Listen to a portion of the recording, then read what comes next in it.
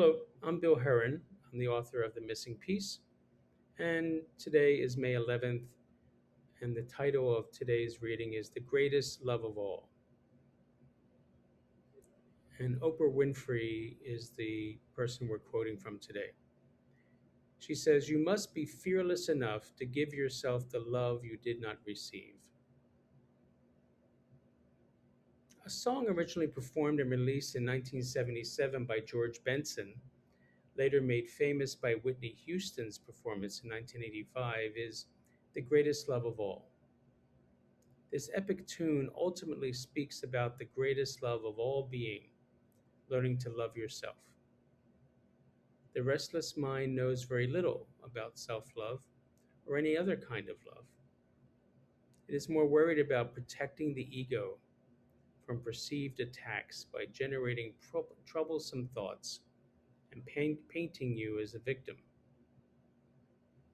The perceived problem is incessant, a constant state of heightened vigilance, not concerned with whether this restless story has any truth in reality.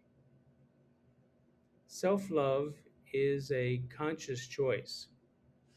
Some people have never experienced this state of self love and loving compassion towards themselves. Most people are conditioned from childhood to be highly judgmental, critical, and intolerant of personal mistakes, and to belittle themselves at home or in the workplace. Fostering self compassion allows us to express a kinder response to ourselves, one that doesn't harshly demean our attempts in life. We all crave some degree of intimacy in our lives. Intimacy is often a foreign experience for many of us, partly due to the shortage of acts of self love and compassion. When was the last time you gave yourself authentic and intentional affirmations, saying to yourself, "You are loved," or "You are beautiful"? We have culturally described these activities as hokey or mushy, while attempting self loathing narratives that often lead to some type of self destruction and alienation from self and others. The mental health benefits of self love and compassion are immense. Researchers like Kristen Neff describe the distinction between self esteem and self compassion.